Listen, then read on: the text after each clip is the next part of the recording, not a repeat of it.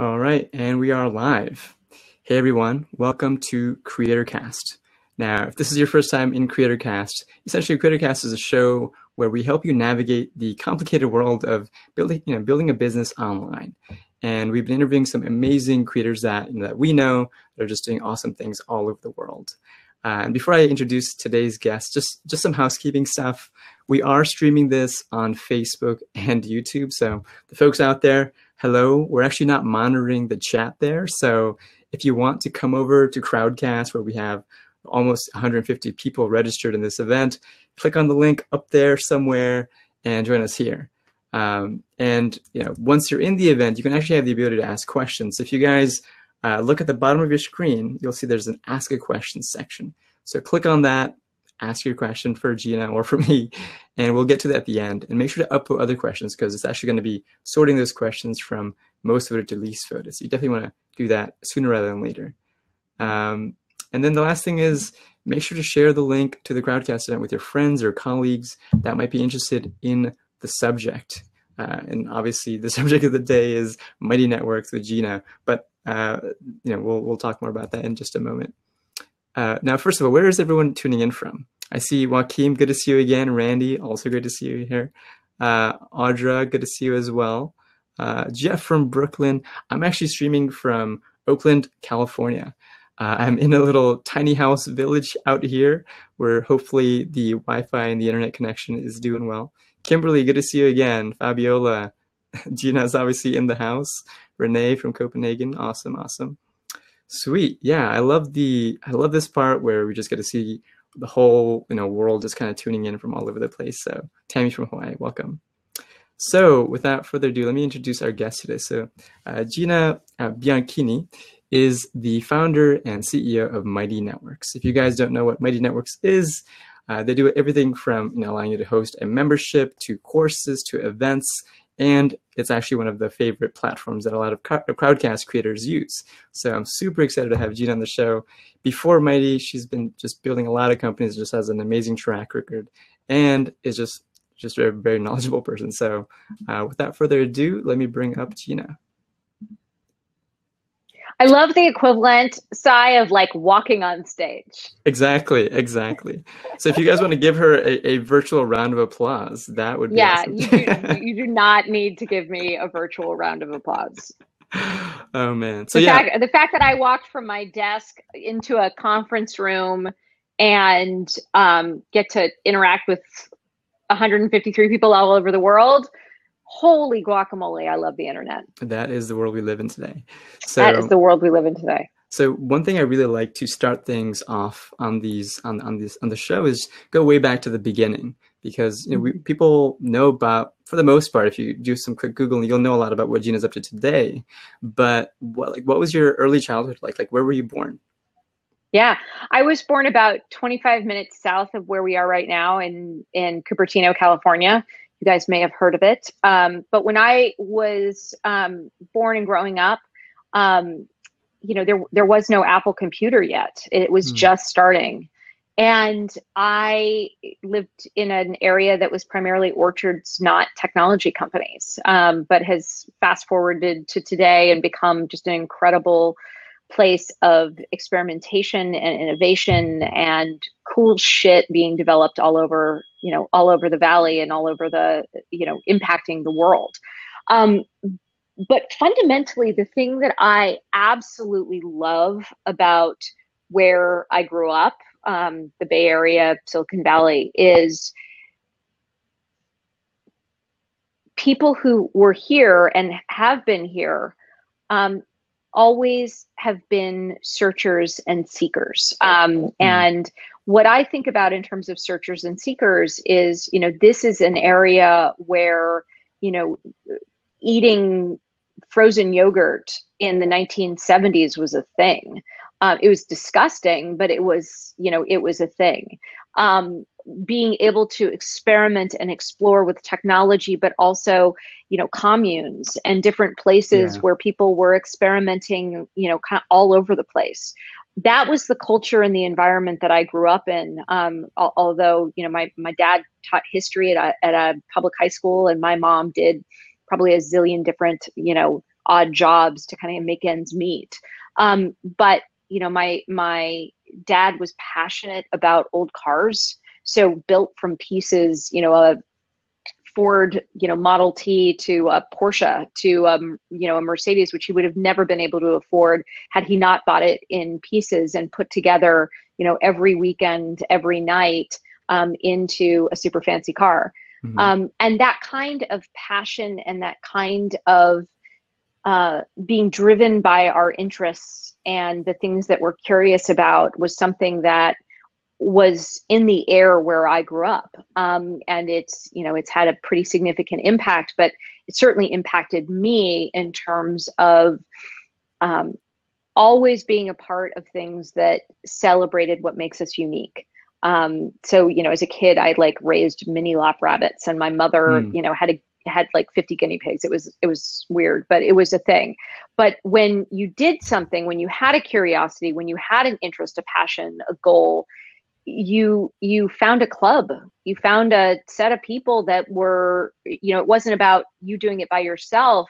It was about you finding the people who could actually, together create a tribe that then was moving forward together. And that was always something that felt super comfortable and natural to me. And then as a kid, I was just always obsessed with, I sort of think about it today as people systems, or, to me, the way that presented itself was I was obsessed with reading every biography I could about people who were a part of social change. Who are some of those people? Like Harriet Tubman, Alexander Hamilton, pretty early on. Obviously Martin Luther King, just people that the Berkeley free speech movement, people that had an impact from taking culture and people that operated in one way and changed how people operated. And so, when fast forward a zillion years to today, where we think about technology as driving systems, and the intersection of what's possible with technology and the impact that it has on human beings and human connections and how we feel about ourselves, but also the kind of relationships that we build, and what those relationships produce. No great innovation has ever come from some dude climbing to a mountain and sitting there for a while, having, a light bulb moment and coming down from the mountain and saying, this is the way we should do things. It comes from collaboration. It comes from, 155 people all over the world being on a simultaneous video cast together with comments and people talking. It comes from how we interact with each other. And what I'm so excited about right now, and really think about as the culmination of everything that I've always been obsessed with, is there's never been a better time for everyday leaders to raise their hand and bring people together. And I think it is going to be just that very simple statement. Everyday leaders raising their hand and deciding that they are going to bring people together and create a new and more interesting world with the folks that they can bring together. I think that is going to be the path that leads us out of this really challenging moment into a world that delivers on the promise of where we're at, and on some level getting us back to a time and a place where, for any interest, for any goal, for any just area of curiosity, you can raise your hand and find the people that help you move it forward. Yeah, I totally agree with that. And I really want to go deeper into that soon.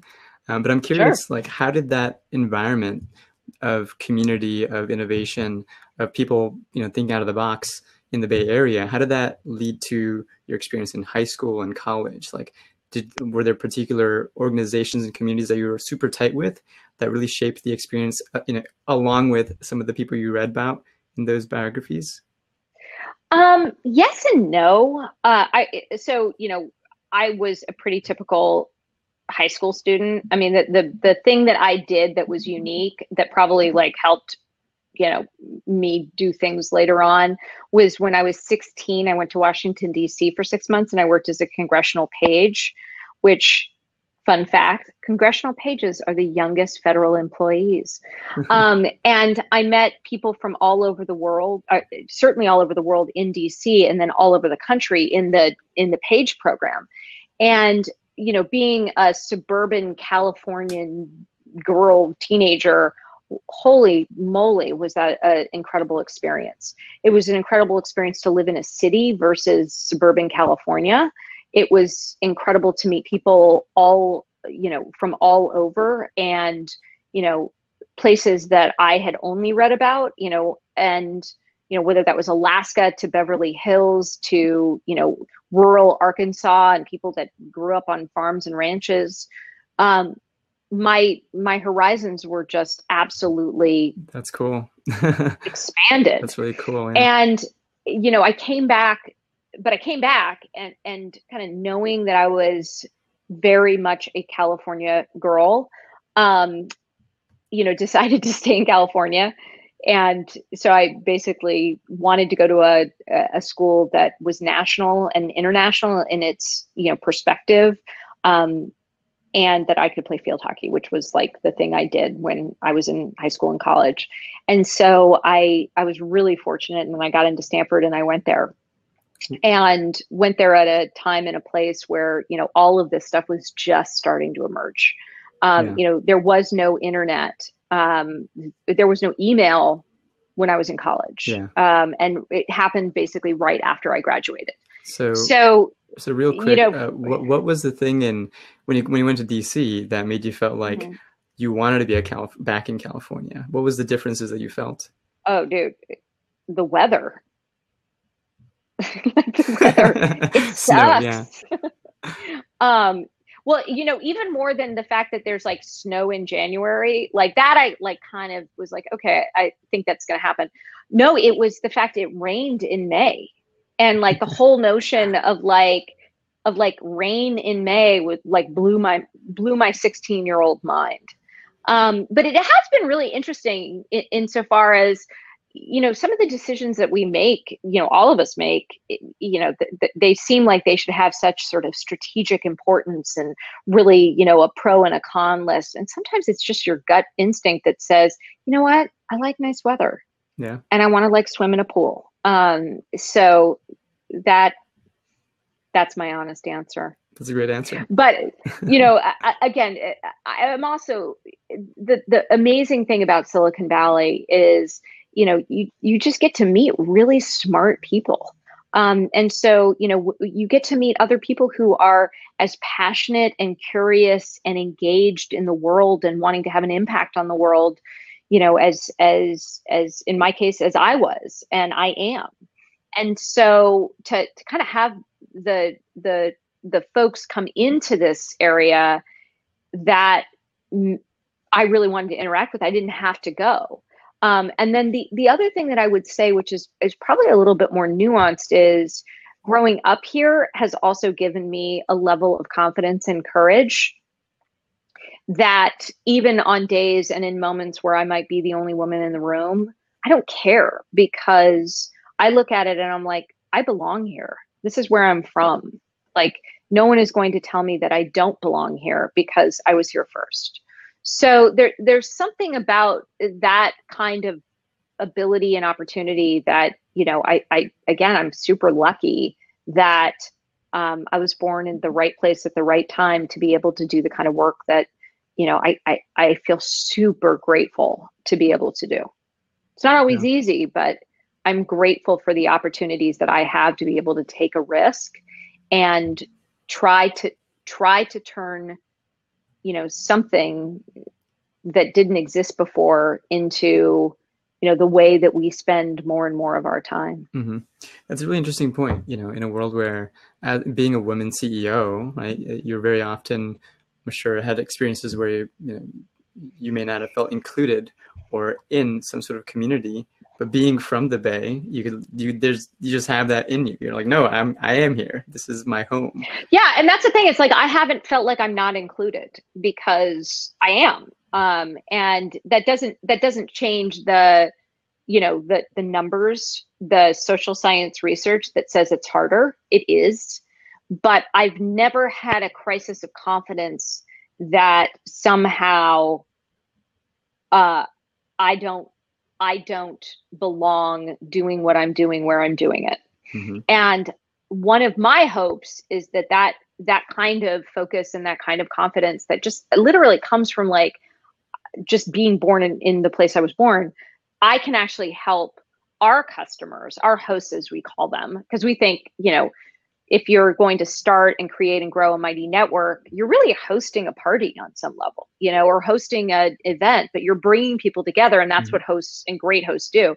So, when I think about, can we actually give our hosts the confidence and the tools that are absolutely spot on and right for raising your hand and bringing people together, like that's one of the things that certainly motivates me is, I don't want anybody to be intimidated or afraid of technology or, cut off from what it should be able to provide to more and more people, and especially leaders and entrepreneurs all around the world. Yeah. And a funny side, although right now we're only in English, but we will be changing that next year. It's a funny side story. We also landed on the word host and, had been using that after we thought a lot about like, well, what is the language that ultimately will craft the experience that people have on Crowdcast? So it was a nice when we found out that you guys use the same word. I was like, oh, how awesome. So well, and that's the thing. It's like, otherwise, it's interesting. It's not just about creating. There's a nuance to what we're collectively doing. Mm-hmm. The product, if anything, it's not necessarily a piece of art. Not that a piece of art is anything to sneeze at, but the creation is the connections people have with each other. It's the environment and the culture that you're building. And we've got a word for that in our society, and it's host. So I love the fact that you guys use it too. Now, how did you end up? Great minds, Sai. Exactly. How did you guys end up? How did you personally end up going in the direction of, I guess, community has always been a part of your life, right? Being from where you are. Hopefully, it's a part of all of our lives. Ideally, good or bad. Ideally, yeah. And I can say, like, I was born in a village in Bangladesh, and we had community there, and coming to the US was kind of a shocker when you see the neighbors don't really talk to each other. But yeah, was that part of, was there a point in your life where you're like, I'm going to focus on community as a thing that I'm going to focus my energy on in life? Like, did that ever happen? Or did you sort of fall into it as sort of a natural, progression? Yeah. So I fell into it. And then I sort of stepped back probably, I think it was probably like 2 years into Ning, which was the service I ran before Mighty Networks. And I was on a trip and I was sitting there and I was like, this is the only thing I want to do. The only thing I want to do for the rest of my, not just career, but my life, is I want to be a source for good. And I want, specifically in that context, to be an expert and instigator of more and more people raising their hand and bringing people together. And to bring people together in a way that is positive, a way that is growth oriented, in a way that helps us, each and every one of us, take more risks and push our thinking forward, change our behaviors, be accountable to each other for the kind of life that we want to live, and ultimately change culture, change, right wrongs, and build deep, meaningful relationships with people that perhaps we wouldn't know just by happenstance of our birth.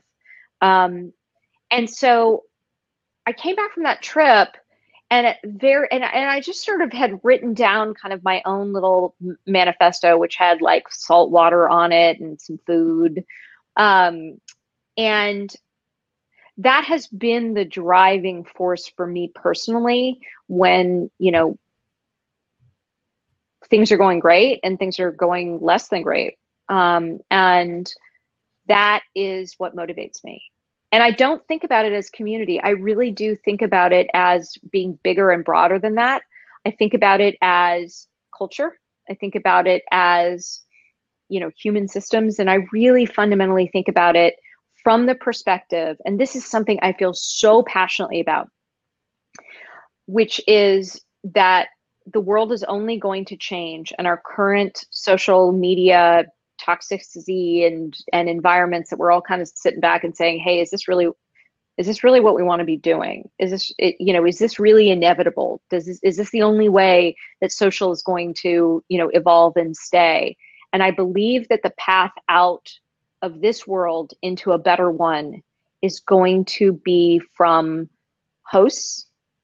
It's going to be from curators. It's going to be from coaches. It's going to be from, again, just this notion of everyday leaders who raise their hand and choose to bring people together in moments like the one that we're experiencing right now with 160 people online that you were so gracious to organize.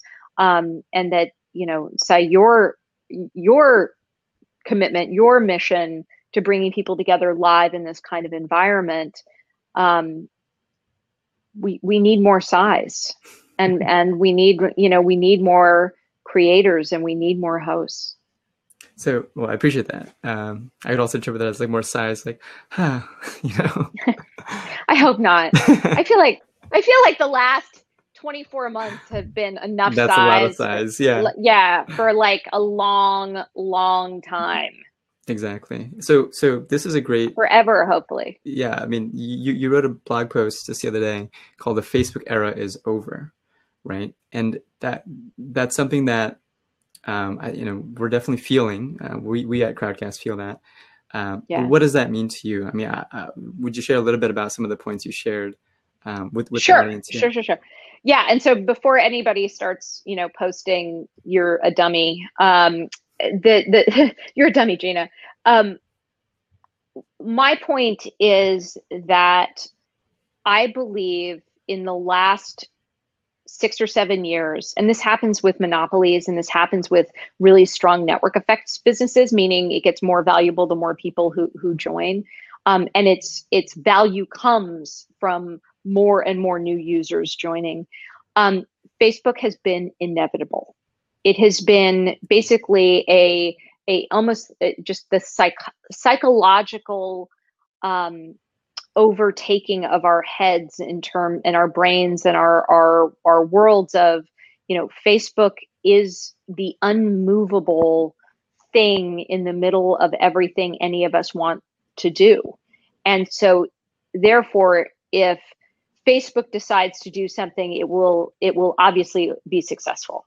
If Facebook doesn't do that thing, I guess that thing is just simply not possible in the world. The moments and days of Facebook's inevitability, by that definition, I believe are over. That does not mean that Facebook's going away. What it means is that searchers and seekers and people who can and are choosing a new way to bring people together have the ability to successfully see that through. And so I don't think Facebook, I think it's premature and sort of sad when you see the press related to like somebody being a Facebook killer. There is no Facebook killer. We're not going to delete our accounts en masse. But what we are going to do, and this is the opportunity, I believe, for those, everyday leaders who want to raise their hand and bring people together, is we will just quietly spend less and less and less time on Facebook and potentially other general public one-size-fits-all platforms that exist out there. Now, you can say that's wishful thinking on my part. Or your part, and on some level, sure, it is. And at the same point in time, I really think that the analogy is, and actually, ironically, this is an analogy that people internally at Facebook use, which is Facebook's like junk food. The masses want it, and we're just delivering something that people want, or casinos. And I think there is a long-term secular shift to healthy eating, health and wellness, organic food. Organic food started being in the realm of like hippies living off the land in Vermont or Northern California. And today you can buy it at Walmart. And so I believe that we are at a moment where people are taking a step back. They are assessing their time and where they're spending it. And increasingly people want to spend their time in the context of new safe spaces created by everyday leaders around interests and passions and goals and ideas that make each and every one of us more connected, more comfortable in our own skin, more comfortable taking risks and growing as people. And I think that is a movement that is, when we look at the alternative, even if it doesn't happen overnight, it is a worthy and important goal. And I believe it's happening because people are now willing to spend money in subscriptions or on an online course, or to reach sort of a narrower niche of people in ways that are real and super valuable. And I think this is the new kind of small business, is really what it is. Yeah. And I agree with all of that. I want to get a quick poll on the audience, like how, on a scale of 1 to 5, post in the chat on how happy you are, or rather just satisfied, maybe, like just satisfied you are of using Facebook to communicate with your friends and network, your community. So right there in the chat, drop that in there. I'm really curious to see what the answers are. 5 being very satisfied, 1 being not too satisfied. So while that comes in, there's an interesting topic that you're bringing up around like decentralization and vertical specific like networks. And one of the things that Mighty does really well is allow you to have some sort of like decentralization and vertical specific networks. So what is the, would you say that's the business, that's a huge business strategy that should be leaned into? I see a lot of comments coming in here right now, by the way. Lots of ones. Yeah. So again, I don't think building an audience in social media is going to go away. I mean, it's very powerful. It's potent. It works. I think it works much less successfully today than it has in the past. But I am absolutely emphatic that if you do not own the email addresses or have access to the email addresses of the people that you want to bring together, if you don't have a place to bring them away from the noise and clutter of a feed whizzing by you, that is not the kind of business that has a long-term sustainability to it. Rather, I think a much more powerful solution and combination is, build your audience in whatever way that you need to. Make sure you have an email list, and utilize, instead of, a course here and a website here and your event somewhere else, and, whatever other place, a blog somewhere else, all these things in other places, really think about how are you bringing your fans, your customers, your clients, whatever, your members together such that they can provide value to each other. Yeah, and you can't do that if you don't actually have them together in one place where they can actually meet each other, where they can actually contribute, where they can actually message each other. I mean, it's a basic stuff. And if you're trying to do that in about 7 different places without sort of thinking about, is this a network that you are building such that you own that experience, you have access to see the data in that series of relationships. That is the thing that you need to own as somebody who is building a business or a brand in 2018 or 2019 or 2020. And, it's funny. I think a lot of people think about it as, well, isn't that sort of back to the future? That's what you did when when we didn't yet have social media in the way that we know and understand it today. And I think the answer is absolutely. It's back to the future, because that was a really good model to have. And I think that the future is going to be, do you have a grounding and a kernel of your most passionate fans and followers that are building their loyalty, not just because you're posting every day, because that's a grind, but because of the relationships that they are building with each other and the value that everyone gets from each new person who joins. Mm-hmm. What would you say to the people who would say email is dead, that, messenger platforms and WhatsApp platforms, anything that allows one-to-one messaging is sort of the future of email? I think email lists are not dead. I think that they are inadequate on their own because they don't allow for that connectivity. But I would also argue that messaging alone, if that's how you're defining a network or defining a brand that brings people together, the challenge with that is that the only people that that you're really building around are the people that post all the time. And sometimes those people can be great and sometimes they're not. But how do you think about getting more and more and more people to connect with the most relevant folks in that network? It's a subtle distinction, but I think it's a critical one, because if all you're building is something that, one, you don't have access to people's data such that it's portable. And that's really what email's a proxy for portability. Exactly. And it's one of the reasons for us where we're like, look, we want to have the best product. And I think this is relevant for any entrepreneur or business owner. We want to have a product that's just awesome. And so, one of the things we do with our premium price plans is give you access to, your data set through both analytics as well as your customer list, your member list, because that portability is really critical. And also knowing that the people that you serve are not only able to contact and connect with each other, but that you can reach them.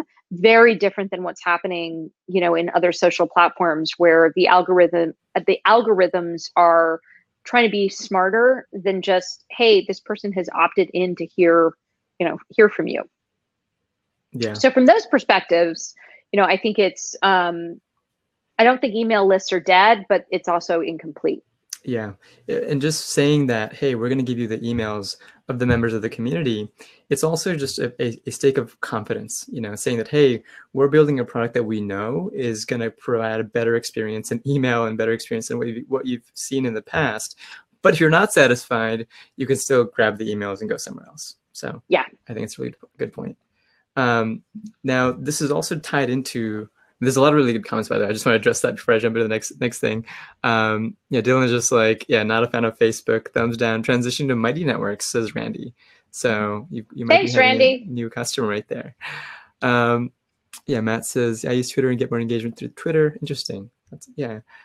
I mean, ultimately, I think you have a lot of folks here who understand that and who sees that.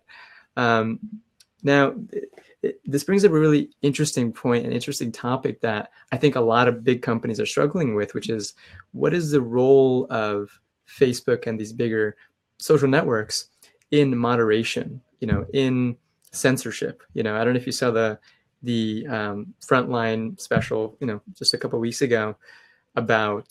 I did. Yeah, about like Facebook's role in politics, right? And you watch these interviews of, the team at Facebook kind of really struggling and grappling with these questions, which are totally legit questions, like how much do they enforce and censor, and where do they draw the line? So what do you think is the role of companies in that space? I think companies have the luxury as well as the responsibility to have values, clearly articulated values, and to draw a line that is on the side of truth and facts. And so I believe that it's actually really critical for platforms and software companies to have a point of view, to be super clear and transparent with that point of view. And I personally and professionally, but believe that we are not going to get out of the current situation that we're in, where there is much greater toxicity than we have seen at various points in time, certainly in my lifetime, certainly in a number of people's lifetimes, without a really a marketing campaign for truth, like, and a value of truth. As long as opinion, facts get obfuscated by opinions, and opinions matter more than facts, I think it's really, really hard to get out of where we're at right now. And I also don't believe then that it's going to be, monolithic norms, but rather how do we reflect the way that we are kind of made as human beings to have and choose the norms that then can be put forth and reinforced yet again by smaller networks that are human led and human curated. The ability to go in and say, you know what, in the comments, that's not okay. That's not what we're doing here. You can go somewhere else, or you can raise your hand and start a different kind of world. But in this world, this is what we value, and here are our norms. And I think that that's just very difficult to do with algorithms alone and with monolithic one-size-fits-all platforms, because what we know about people is that one size does not fit all. Yeah. So ultimately, it sounds like the same things that are true for being a great host of a community are kind of the same things that are true for being the leader of a big company that has a huge network of folks on it, right? Yeah, and I think it's about making the decision to say, look, go somewhere else. Like, private companies and even public companies are not the government. There is the ability, and this is why I say it's like companies have the luxury of articulating values and standing by them, and rise or fall based on those decisions and those values. And I think that as long as the only desire is growth, or that you want to have, significant gray areas where, lies are viewed as free speech. I think we have to have a conversation about, is a straight up lie the kind of thing that, builds great cultures and builds great services. And I think the two are inextricably linked. Mm-hmm. Wow. I think that was, yeah, these are some tough questions. So I'm also thinking about these all the time. Like, what is Crowdcast's role in the future? And as there's more and more network effects that leads to us starting to make some of these harder decisions. But I want to jump to some questions from the audience. There's a bunch of them already waiting. And if you guys have other questions, you're going to drop into the Ask a Question section and upvote the ones you're interested in. This is your chance. So take advantage of that. It sounds like we lost Joe a little while ago too. We had nothing. We had nothing to add. Clearly, no value here. Sorry, Joe. No value. So Joe is no longer with us. And that's a good example of just like, you have to be clear about where we stand and what the values are and what that of your business. Yeah. Sorry. I mean, it could have been, but like, I didn't think that that's what we were doing. I think this was a pretty good sales demo actually for both Mighty and Crowdcast.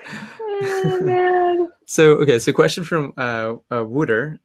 He's actually interested about he says, "Hi Gina, what are some of the best practices so far in Mighty Networks using the integration with Crowdcast? And how do you see that collaboration evolving further?" So it's kind of a question for both of us, but yeah, what do you think about that?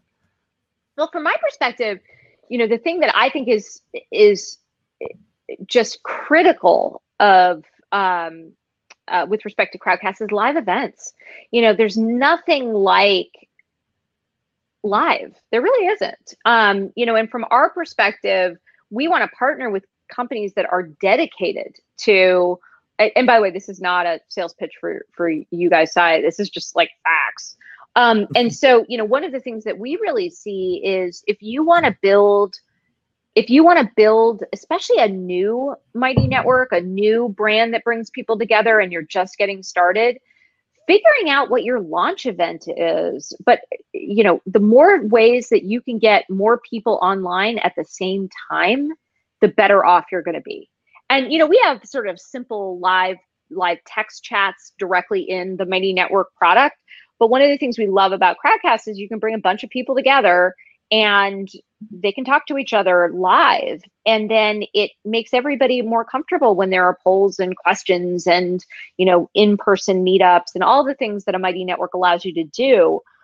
But if you can get in a cadence of, once a week events, thinking about your launch as having a launch event where everybody's online at the same time, or, there's a quick 15-minute check-in for the night owls and the early birds at 8 a.m. and 8 p.m. or whatever it might be. There's all sorts of really creative ways of taking advantage of a live chat like this, and specifically live video chat like this. So I hope that answers the question, and I'd love anybody else's ideas for how they're using Crowdcast and within a Mighty Network. But I really see it as kind of the punctuation mark in bringing people together in a way that's really compelling. Yeah. I mean, ultimately, what I can say on our side is, we're planning deeper integrations. We kind of see Crowdcast as like, there's in-person events, which I obviously, that's the best way to connect with someone, right? But we are busy and we're decentralized and the whole world's pretty big. So you inevitably need like a live virtual way to gather. So we kind of see ourselves as like a live events platform, but for virtual events, and so which is great because it means that, we can do this from the comfort of our, in my case, yeah, exactly. Hopefully not in our case, a much less professionally lit room than size in my very professional tiny house here. Yeah. So awesome. Look out for updates in the future. Wooder, I'm not sure if I'm saying that right. A question from Alexis Levia. So I'm just gonna read the whole thing because it's pretty interesting. Hello, I'd like to rally people online around my music and message of all-encompassing unity. I would like to know the best way to build a fan base. What would you say is the number one reason people join and actively participate in a movement and in an online group? Is it the why of the brand or the intention? So I think it is neither. I actually think it is about, first and foremost, finding your niche. And unfortunately, I think the thing that kills more highly ambitious programs and ideas is speaking in words and ways that are so broad that they speak to no one. We are all moving so fast. And I was online this morning on something, and something we were doing it internally, and it's like I walked away after scanning something for 10 seconds, and I was like, I don't remember what that was, what that was about. And what I realized in that moment was we have to go back to the drawing board on that particular project or that particular email in this case, because if you don't capture someone's attention in the first 5 or 10 seconds, like when they open an email, if there is not something that speaks directly to them or catches their attention, then you've lost them.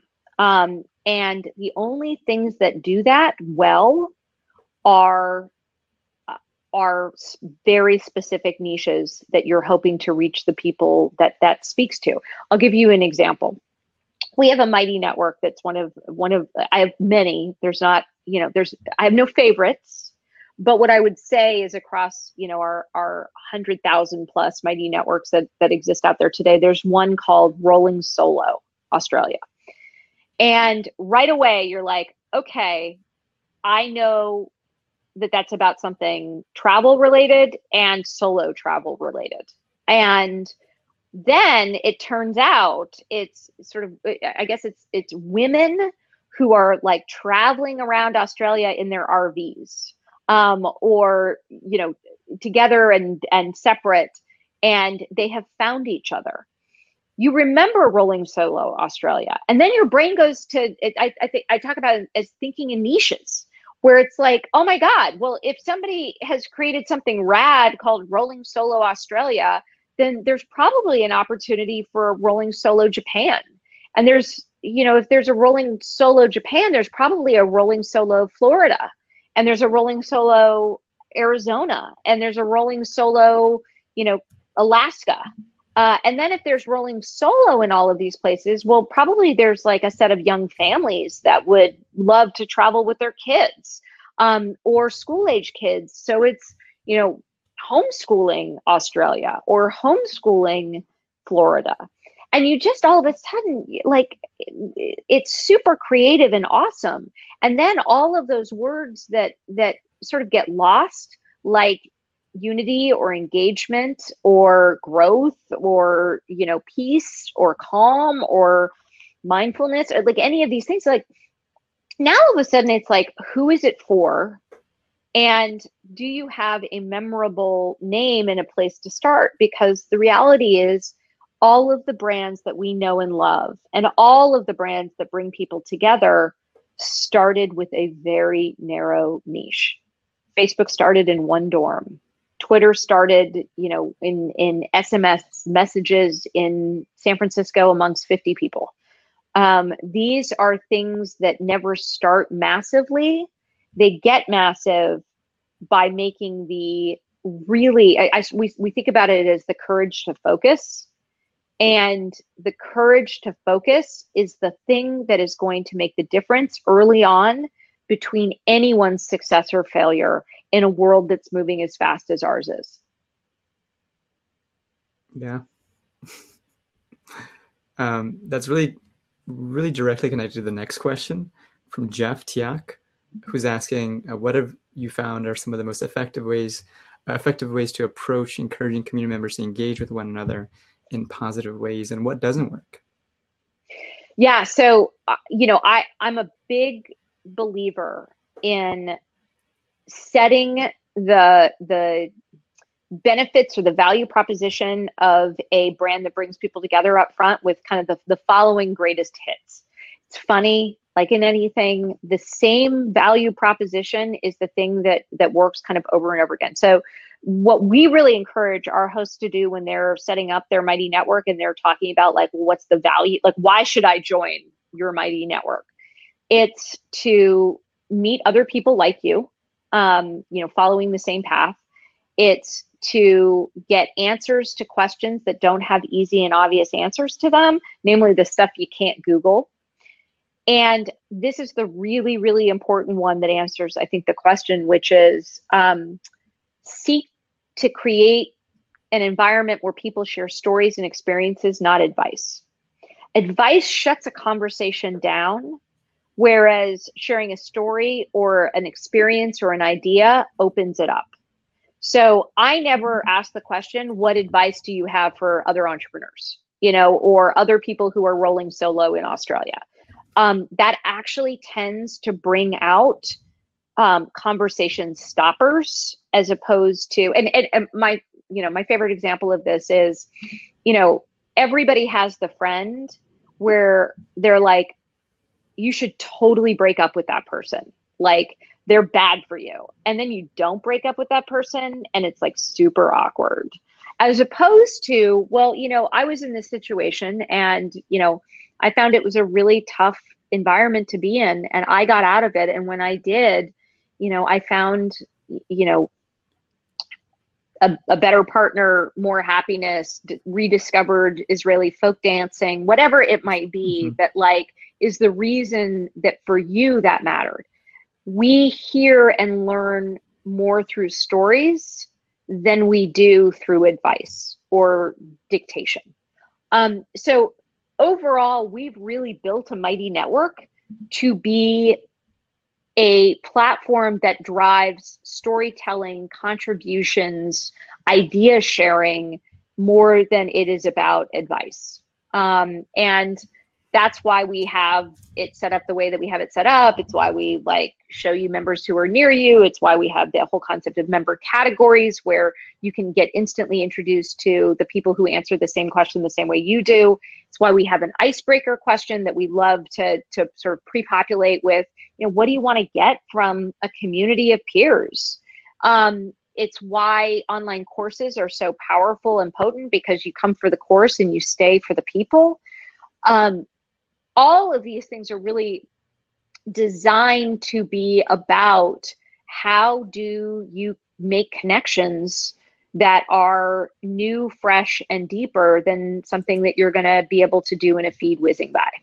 Yeah, that is a fascinating topic. Yeah, the idea of how do you, on a almost a user interface perspective, right, design a virtual experience that enables and fosters connection and communication. Right. What are some of the lessons that you guys have had to learn, maybe the hard way, about that, about, you know, things that you wish you would have known a few years earlier? You know, there's nothing where I, you know, that I sit up at night saying to myself, if only we had done X, or gosh, we would have saved ourselves so much pain and heartache if we would have done Y. I don't find that is a particularly constructive way of operating. When your goal is to bring a platform to as many people as you can, especially serving leaders who raise their hand and want to bring people together. What I would say that has been the most interesting or surprising set of things that that I'm certainly super excited about is we made the decision to try to get as many different people contributing to a mighty network as possible. So that's where we came up with, you know, just the simple idea of like an icebreaker question when somebody first joins, or, you know, the ability to welcome people in bulk and start a conversation with, you know, all of your brand new members who have joined. And we've actually been really successful in this in terms of, you know, getting in the vast majority of our active and thriving mighty networks, over 30% of members are contributing. And you compare that to kind of the 110 or 19, you know, 90. So 30% of a, let's say, community of 100 people is active and contributing to the conversation. 30, yeah. Wow, that's huge. So 30 out of, yeah, it is. And that's in some of our lower, in, you know, like that's kind of a minimum. And it's because of the way that we've architected, you know, the product. I would say the two areas that, because of the way a mighty network is architected, and maybe the surprising things we've learned are, don't break people up into groups too early. You know, density matters. And there's always this sense, because it's what you would do necessarily in, you know, a real world event, you'd have breakout sessions.